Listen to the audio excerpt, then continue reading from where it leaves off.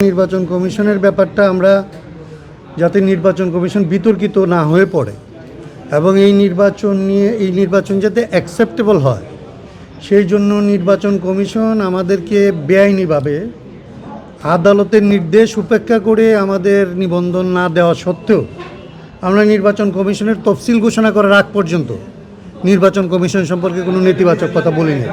নির্বাচন কমিশন নিয়ে আমরা কোনো নেতিবাচক কথা বলি নাই, কারণ আমাদের কাছে মনে হয়েছিল আমাদের দলীয় স্বার্থের চাইতে জাতীয় স্বার্থ অনেক বড় এবং সেইখানে নির্বাচনটা আসলে ক্রেডিবল হওয়া দরকার, অ্যাকসেপ্টেবল হওয়া দরকার এবং এই নির্বাচন কমিশনকে যতটা সম্ভব জনগণের সামনে আসলে তাকে বিতর্কিত না করা উচিত।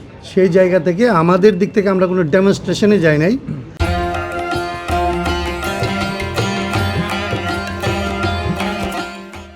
আমরা সবসময় নির্বাচন কমিশনকে আইনি পথে, বৈধ পথে এবং আলোচনার মাধ্যমে আমাদের নিবন্ধনের জন্য আমরা কাজ করেছি। শেষ পর্যন্ত তারা আমাদের নিবন্ধন দেয় নাই।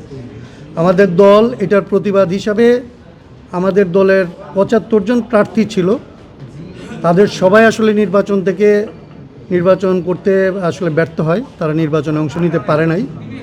আমাকে সিদ্ধান্ত দেয় দল যে স্বতন্ত্র হিসাবেও যেন আমি নির্বাচন করি এবং সেই অনুযায়ী আমি আমার এলাকায় একদম শেষ দিনই আসলে আমরা সিদ্ধান্ত নিয়ে স্বতন্ত্র প্রার্থী হিসাবে মনোনয়নপত্র দাখিল করি এবং আমার অ্যাডভোকেট যেটা বলেছেন যে আমাদের সমস্ত কন্ডিশন ফুলফিল করার পরেও ওইখানকার প্রভাবশালী যারা ছিলেন তারা, প্রশাসন এবং ওইখানে পুলিশ সাথে নিয়ে তদন্ত করতে যাওয়ার কারণে আমাদের সাধারণ ভোটাররা, আমাদের এখানে উপস্থিত আছেন আজকে 2 জন, দেখেন যে আমাদের ভোটারদের আপনারা অ্যাপিয়ারেন্স দেখলে বুঝবেন যে এরা কতটা ইনোসেন্ট।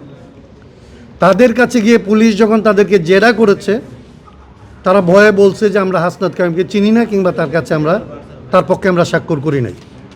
এবং 6 জনের মধ্যে কেবলমাত্র 2 জন আমাদের সাথে যোগাযোগ করছে, বাকি 4 জন এখনও পর্যন্ত এলাকায় নাই, তারা ভয় পাইছে। তো এইটা নিয়ে পরবর্তীতে আমরা আপিল করি এবং আজকে এই 2 জনকে যেহেতু আমরা ট্রেস করতে পারছিলাম, এই 2 জনকে এই নির্বাচন কমিশনের সামনে উপস্থিত করাই এবং নির্বাচন কমিশন তাদেরকে দেখে তাদের আসলে পরীক্ষা করে এই সিদ্ধান্ত নিয়েছে যে আসলে আপিলটা তারা অ্যালাউ করেছে, আমাকে এই নির্বাচনে অংশ নেওয়ার সুযোগ দিয়েছে। আমি সব কিছুর পরেও এই নির্বাচনে শেষ পর্যন্ত লড়াইটা অব্যাহত রাখতে চাই। গতকালকে আপনি জানেন যে আমরা স্বতন্ত্র প্রার্থীদের পক্ষ থেকে গতকালকে যে মত বিনিময় করেছি, সেইখানে তাদের অভিজ্ঞতা আমার চাইতে ভয়াবহ। স্বতন্ত্র প্রার্থীদেরকে নির্বাচন থেকে বাইরে ফেলে দেওয়ার জন্যে নির্বাচন কমিশনের অন্তত মাঠ পর্যায়ে খুব তীব্রভাবে কাজ করছে। আপনারা 2টা জিনিস লক্ষ্য করলে বুঝবেন, কী পরিমাণ আপিল হচ্ছে এবং কী পরিমাণ আপিল অ্যালাউ হচ্ছে। এর পার্সেন্টেজ দেখলে আপনি বুঝবেন যে স্থানীয় রিটার্নিং কর্মকর্তারা যারা আসলে নির্বাচন কন্ডাক্ট করবে, তারা বড় দলগুলি দ্বারা কী মাত্রায় প্রভাবিত হয়েছে। এই নির্বাচন কমিশনকে আমরা অনুরোধ করব যে এই ধরনের রিটার্নিং কর্মকর্তাদের দিয়ে যদি তারা আগামী ইলেকশন কন্ডাক্ট করতে চায়, তাহলে একটা ফেয়ার ইলেকশন তারা করতে পারবে না, অ্যাকসেপ্টেবল ইলেকশন করতে পারবে না। এবং অ্যাকসেপ্টেবল ইলেকশন এই জন্য দরকার না যে আমি নির্বাচিত হয়ে আসব, এটা দরকার এই জন্যে যে বাংলাদেশ যে বিপর্যয়ের মধ্যে পড়তে যাচ্ছে, এই নির্বাচন যদি তার গ্রহণযোগ্য নির্বাচন করতে ব্যর্থ হয়, তাহলে বাংলাদেশ বড় রকমের বিপর্যয়ের মধ্যে পড়বে এবং সেটার দায় দায়িত্ব আসলে এই অন্তর্বর্তী সরকার এবং নির্বাচন কমিশনের উপরে পড়লেও জনগণ কিন্তু তার ভোগান্তি থেকে রেহাই পাবে না। 300 আসনে রিটার্নিং কর্মকর্তা পরিবর্তন দাবি জানাচ্ছে। আমি রিটার্নিং কর্মকর্তাদের আমি কেবলমাত্র একটা মাঠের অভিজ্ঞতা বলি। আমরা আগে থেকে বলতেছিলাম যে নির্বাচন কমিশনের সংস্কার সবার আগে প্রয়োজন, নির্বাচনী আইনের সংস্কার সবার আগে প্রয়োজন। বাংলাদেশে সবচেয়ে কম সংস্কার হয়েছে কিংবা এই নির্বাচন কমিশন কোনো ধরনের সংস্কার করতে দেয় নাই, সেটা হচ্ছে নির্বাচন কমিশন।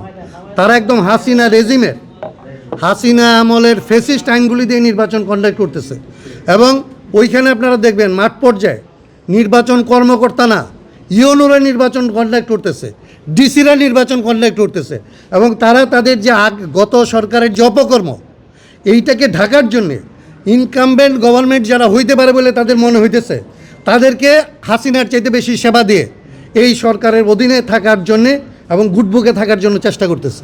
এই নির্বাচন কমিশনকে আমি অনুরোধ করব যে তারা যেরকম লিবারেল ভিউ নিছে, এখানে আসলে যেরকম আপিলগুলি অ্যাকসেপ্টেড হচ্ছে, এটা যেরকম লাগবে এখান থেকে তাদের এটা লাগবে, তাদের এই অবজারভেশনটুকু লাগবে যে তার মানে মাঠ পর্যায়ে তাদের কর্মকর্তারা কী করতেছে। সেইটা ঠিক না করতে পারলে যে তারা বাংলাদেশের নির্বাচনটা করতে পারবে না, এই অভিজ্ঞতাটা তাদেরকে নেওয়ার জন্য অনুরোধ করব এবং একটা বাংলাদেশের জন্যে, বাংলাদেশের ভবিষ্যতের জন্য একটা অ্যাকসেপ্টেবল ইলেকশন লাগবে। এটার বিকল্প কিছু নয়। আমরা আসলে এই ইলেকশনকে কোনোভাবে প্রশ্নবোধকের নিচে রাখতে পারবো না, কারণ এই ইলেকশন কেবলমাত্র ক্ষমতা বদলের না, এই ইলেকশন সংবিধান সংস্কারের নির্বাচন পর্যন্ত। সংবিধান সংস্কার পরিষদের ভেতর দিয়ে সংবিধানের মৌলিক পরিবর্তন হবে, সেগুলি যদি প্রশ্ন সাপেক্ষে থাকে তাহলে বাংলাদেশ বড় রকমের বিপর্যয়ের মধ্যে পড়বে। সেই দায়িত্ব ইলেকশন কমিশনের। অতএব আমি অনুরোধ করবো, আবারও অনুরোধ করব, একটা ফেয়ার ইলেকশন, অ্যাকসেপ্টেবল ইলেকশন করার জন্য তারা উদ্যোগী হবে। আপনাদের মাধ্যমে তাদের কাছে এবং দেশবাসীর কাছে আমাদের এই আহ্বানটা আমরা পৌঁছে দিতে চাই।